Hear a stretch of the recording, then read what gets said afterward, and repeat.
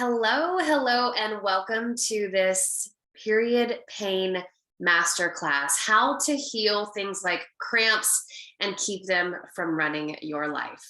I'm Leslie Draffin. I am a menstrual cycle coach. I'm also a feminine embodiment mentor, a former news anchor, and a podcast host. And so my purpose in having this class for you and doing this for free is to really help you tackle period pain, because period pain is not normal. It's just common.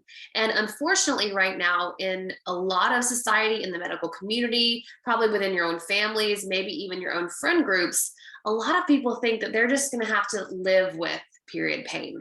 And baby, that is not true. There are absolutely some diet and lifestyle changes that are super simple that you can make right now to hopefully help you have a less painful period by your very next bleed. So that's the purpose of this masterclass, to give you some of my key top tips that I have all my clients who have period pain do, and hopefully help you be pain-free in just a couple of weeks. So to start off, let's talk about what period pain is. Now, you know what period pain is, right? Like, you know the cramps, you know the, GI issues, the period poops, you know all of that. But the technical word for period pain is called dysmenorrhea, and it is Greek for difficult monthly flow. And so if you have had period cramps, you know that's difficult monthly flow, right? I found it so interesting when I found that term. And so I felt like I really wanted to share it with you guys too. So this is classified really as the pain that you experience right before or during your period. And the truth here, though, is that you can actually experience pain in other parts of your cycle as well. But when it comes to period pain, we're really talking about those cramps that come up a couple of days beforehand. Day before maybe you start your bleed, and any of that cramps that happen while you are in your period. So across the world, period pain is so common. According to the National Center for Biotechnical Information, in a 2012 study, menstrual pain was reported by 84% of women. 43% of those said that it occurred every single month, and 41% said that it occurred sometimes. Now, you can suffer from period pain from your early teens all the way through right up to menopause, right?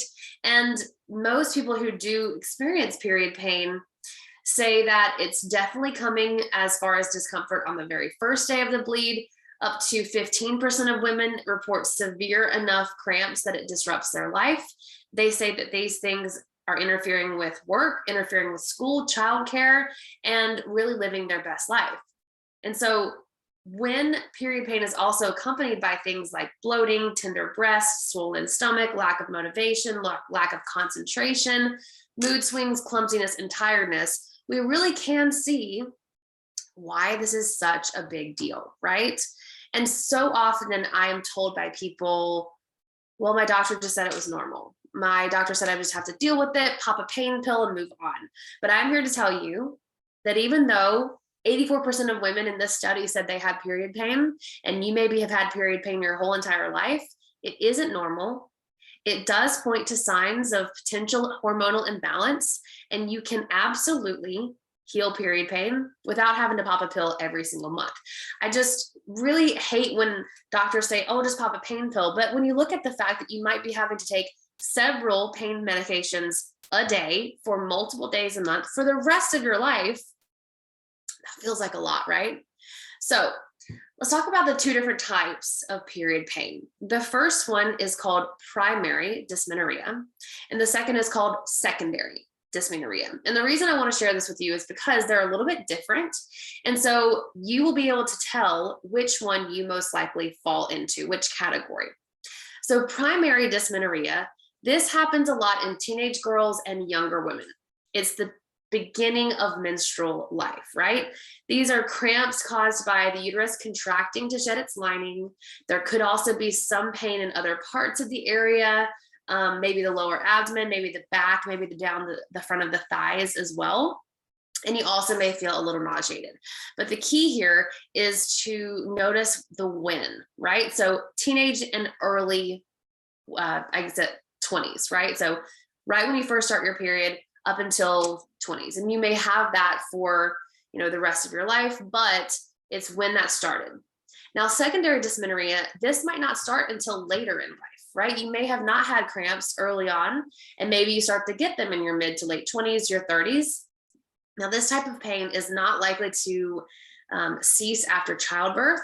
It is not restricted to that time of the month bleeding. It can occur at any time. Periods might be heavier. They might be longer. Intercourse could also be painful.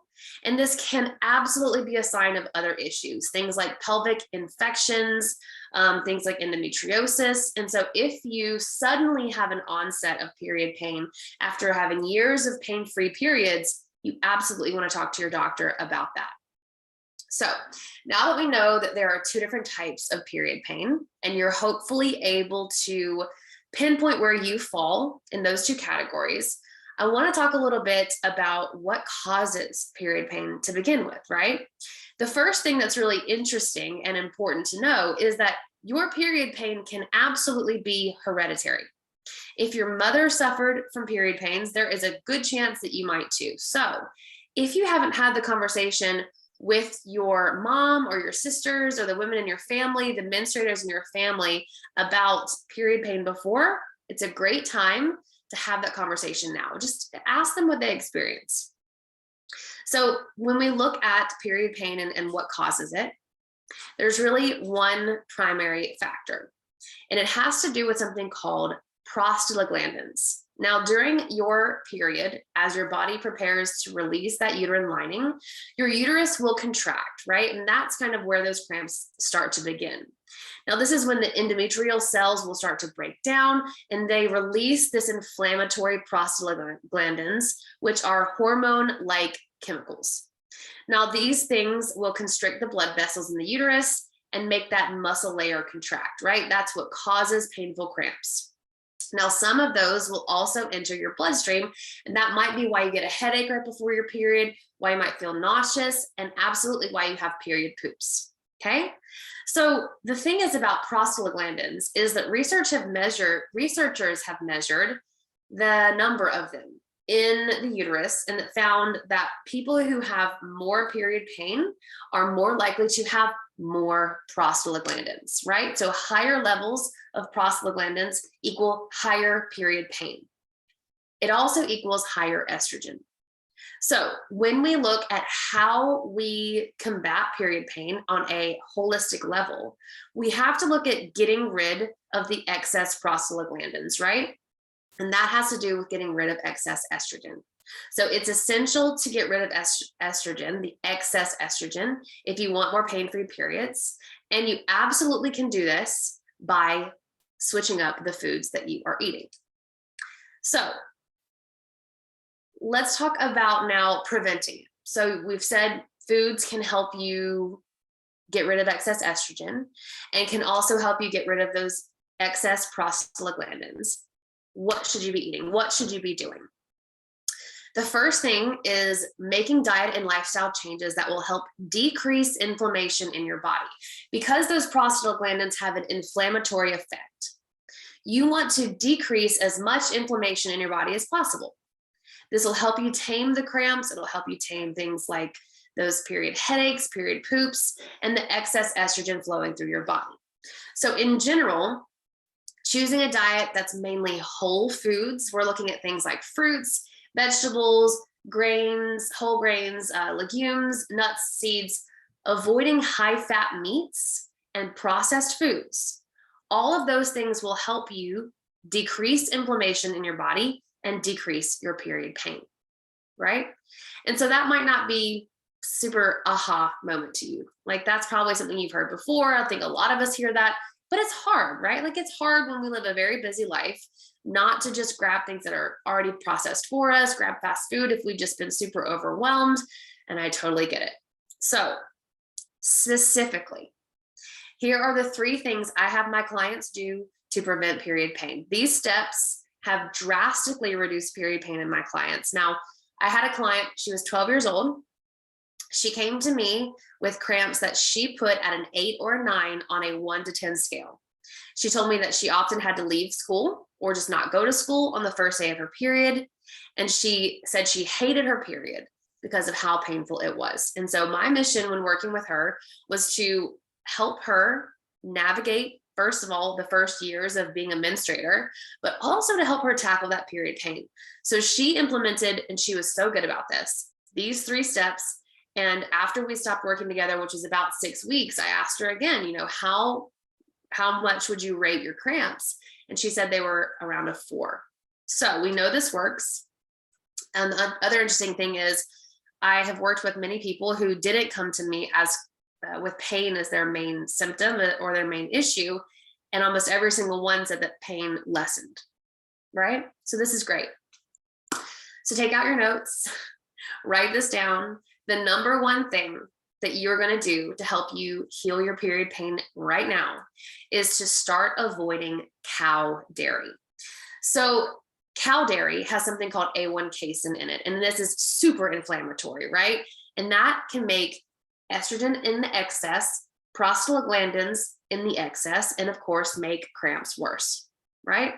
So instead, you're going to want to switch to things like goat milk, goat cheese, buffalo milk, if you can find it. I haven't heard someone write camel milk. I've never found camel milk, but I guess if you can find it, sure. Or just go for a dairy alternative, something like almond milk or coconut milk. Love coconut milk for sure. So the reason why you can still have goat milk and buffalo milk or camel milk or whatever is because those types of dairy don't actually have the A1 casein, right? So cutting out dairy will also help you with things like bloating. It'll help you with things like mood swings and acne.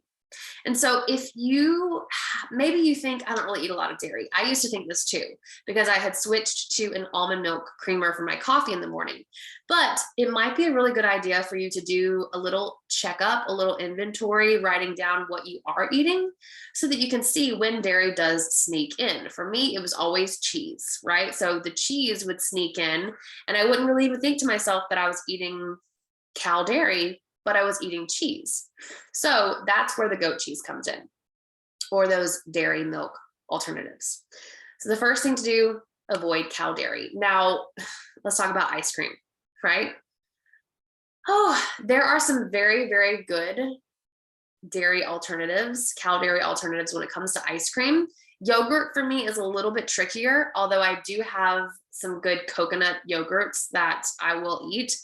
But again, it's kind of one of those things where if you are really wanting to decrease those cramps, you may have to find an alternative for things like ice cream and yogurt that you can stomach, that you like. And that might be a little tricky, but if it helps you feel better and you don't have those debilitating cramps, maybe it's going to be worth it.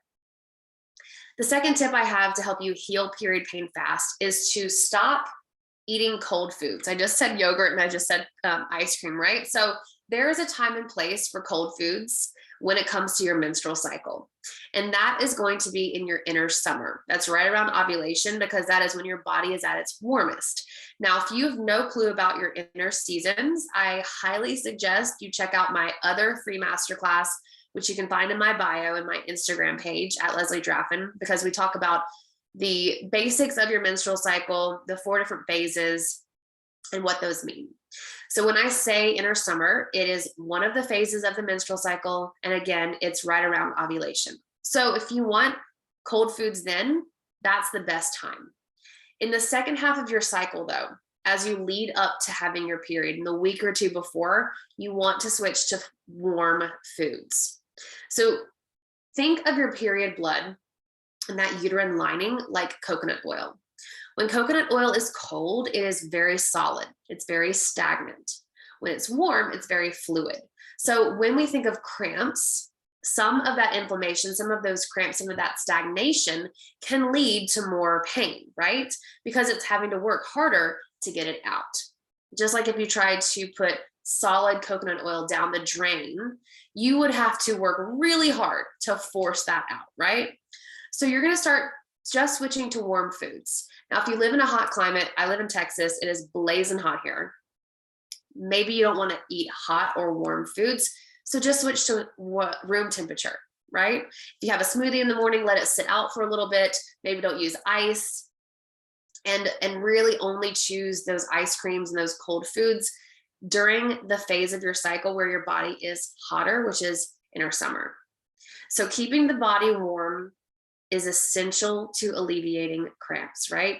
So again, like I said, choose room temperature or warm or hot foods, especially in the 2 weeks leading up to your period, right? So finally, my third tip, and this one is pretty simple, right? You need to up your magnesium. So increasing magnesium works to help heal period pain because it is relaxing the smooth muscle of the uterus as well as prostaglandins, which increase period pain, right? As a society, we are very deficient in magnesium. If you have been on hormonal birth control, you are very deficient in magnesium. So because of the way our food is grown, a lot of the foods that have good magnesium levels don't have nearly the amount they used to. So you can add a magnesium supplement to your diet. I recommend 300 milligrams a day of magnesium glycinate taken at night because you want to take magnesium in the evening. It has a very soothing, relaxing effect. It's not quite like melatonin, but it does have the ability to, help you feel calm. So it's just nice to take it at night. Now, if you do not want to go and buy a magnesium supplement, I will say these are on the cheaper side of supplements. Then just start adding foods to your diet that are rich in magnesium. So these are things like pumpkin seeds, chia seeds, almonds, spinach, cashews, oatmeal, and brown rice. Now, like I said, because of the way that we farm our foods now, magnesium in our soil is more deficient than it used to be. So you absolutely can add those foods to your diet, and that will do you some good. But let's say you try that method and your next bleed, you're still in a lot of pain. Maybe you wait till the next bleed, you're still in a lot of pain. That's when I would highly suggest looking into a magnesium supplement. If you have questions about that specifically, or want to know more about how I pick my supplements, reach out to me. I would love to help you out with some suggestions when it comes to which magnesium supplements to pick. So it is super important for you to remember that it takes at least 2 weeks to start seeing changes in your menstrual cycle, but it might be more like 3 to 4 months, right? So don't get discouraged if you don't see changes right away. However, if you do implement those 3 things that I just talked about, avoiding cow dairy, only choosing warm foods, especially in the second half of your diet, half of your cycle, and also adding a magnesium supplement, I feel 100% confident you will start to see changes when it comes to period pain. The other thing that you want to look at and remember is that everything you do today will impact you down the line. I'm talking about things like diet and lifestyle. You're not going to ruin your cycle or totally mess up or create period problems in just a day by not sticking to your plan. But you want to look back and think, okay, what did I do 2 weeks ago? Was I super stressed out? Was I dieting? Was I over exercising? Especially when it comes to tracking period pain. It's also really important to know that the best thing that you can do for period pain in the days before your period is just to rest, right? This is going to help you feel better. And it's also going to kind of put more energy into you for the long haul, right? If you are really stressed, if you've experienced trauma, grief, sadness, if you are dieting or over exercising, there is a good chance your period pain might be higher. And those are all things that I love to help my clients with personally. It's a little bit more tricky than just putting it out there in a masterclass. So let's say you do implement these things and it's not really changing. That's when I would suggest you reach out to me. You can sign up for a free cycle consultation and we can talk about what you're going through and how I might be able to help, right? So finally, I want to give you some advice on what to do if you are already in pain. Let's say you've got cramps right now and you're watching this, and you might very well, right? Because I have found that it's easy to forget about the pain in a way until it happens again, right? So we kind of know periods are going to happen every few weeks. The pain is going to happen. You might forget about that in the middle of your cycle. And maybe you came to this masterclass because you've got cramps right now. The thing is that once pain starts, it's really hard to help it with diet or lifestyle changes right then, right? absolutely you can start implementing these things and experience more pain-free periods down the line. But if you're in pain already, you've already started your period, here are some things that I would suggest you do to cope. Number one, a warm bath with Epsom salts and my DIY noontime bath tea. So this includes lavender, rose petals, chamomile, lemon balm, yarrow. Those are all dried botanicals that you can get at metaphysical stores. You can order them online from an online apothecary. You can sometimes get them at a grocery store or natural grocers. But what you're going to do is do about a tablespoon of each of those dried botanicals inside a muslin bag, which is basically like a reusable tea bag, and then just drop it in your bathtub. Or what I like to do, and it makes it a bit more potent, is put it in a pot of boiling water, 5 to 10 minutes, let it steep just like you would actual tea. And it will really, really bring out all of those powerful, powerful herbs, right? Next, you will just add a couple drops of a sage essential oil in your bath. Any of the other essential oils you may have that correspond with the botanicals that I mentioned. So lavender, rose, chamomile, lemon balm, yarrow, you can put those into the bath as well. And then at least 1.5 cups, sometimes 2 cups of Epsom salts. All of that goes into that bath and then soak for 15 to 20 minutes tops, right? So this will help the Epsom salt and those botanicals really do their work any longer. And the magnesium in the Epsom salt may actually start to pull essential vitamins out of your body. So 15 to 20 minutes in a warm bath, pop on some music, use the noontime bath tea, don't drink it. And that will help alleviate some period pain if you are already having. Now, the second thing is heating pad and castor oil pack. So this is really good if you have pain a day or two before your actual bleed starts. So I experience this. I usually have period pain at least a day before my period. Sometimes it's like half a day. The other week when I had my period, I actually was woken up in the middle of the night by my period pain, but I had not started my bleed yet. So this is when you can use a castor oil pack. The reason you don't really want to use a castor oil pack when your blood has started is it can just be a little tricky, and it can actually like make things a bit worse when it comes to heavy bleeding. So this is really good to use, like I said, the day or two before you have your period. So what you would do is you would get a cold pressed castor oil. You can find them online. You want it to be thick, you want it to be gooey, and you want it to come in a glass jar. That is very important. You do not want plastic, okay? So what you would do is you would put that in your hands and then rub it on your lower abdomen. A lot of these brands out there now have castor oil packs that you can buy, and they even have this like piece of cloth that then you lay over top of your abdomen.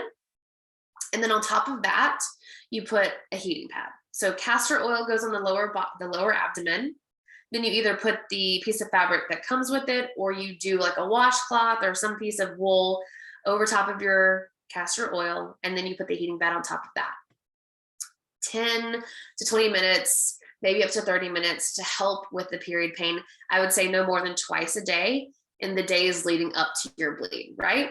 And then of course, we kind of mentioned this before, if you are already in pain, the best thing that you can do is take a painkiller, right? I don't like the idea of just going to that as the main thing that you're going to use to heal your period pain when you could make some very simple changes and hopefully help heal the period pain that way. But if you're already having cramps, ibuprofen is the best, the most effective painkiller because it has anti-inflammatory properties, right? Now that you know that your cramps are caused by the inflammatory prostaglandins, then it makes a lot of sense, right? That an anti-inflammatory medication is going to be the one that helps your cramps feel better. So the recommendation is to take 400 milligrams, 6 to 8 hours for the first few days of your period. Now, I kind of already mentioned this. If you're watching this and you feel like you need more support, we can always discuss this in a free cycle check-in. I do one-on-ones with folks all the time. We can discuss anything that you're going through, and I can help set you up with a game plan to get you started on your menstrual cycle journey. We can talk about working together if that's something that you feel you need. But also, if you're interested in doing more research, more work on aligning with your cycle, I have an amazing new 8-week course that is fully self-paced. It's perfect for anyone just beginning their cyclical living journey. I share about everything happening within the menstrual cycle, the different phases of the menstrual cycle, how to track your cycle, the foods you should eat, the exercises you can do within each phase of the cycle to really help you live your very best life.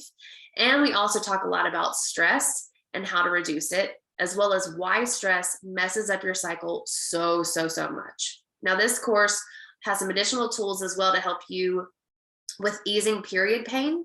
I have a checklist that has all of my advice as far as healing period pain. It also has a checklist for other hormonal imbalances like heavy periods, light periods, irregular periods. And there are things like meditations, journal prompts, and self-care strategies as well. So that course is now open and live on my website. If you are interested in finding out more, DM me on Instagram, which is of course where you found this link, or on Facebook if you found it there. But thank you so much for coming to this free masterclass. I really hope that the tips that I shared feel easy to you, feel doable for you, and that they help you have a more pain-free period by your very next bleed, right? If you have any questions, always reach out to me. I'm always available on Instagram at Leslie Draffin. You can also find me on my second Instagram account at The Period Coach, and I'm on Facebook as well. So again, thank you so much. I hope you guys have a healthy, happy, pain-free period by your very next period. And if not, reach out to me and let's get you on the way. See you guys next time.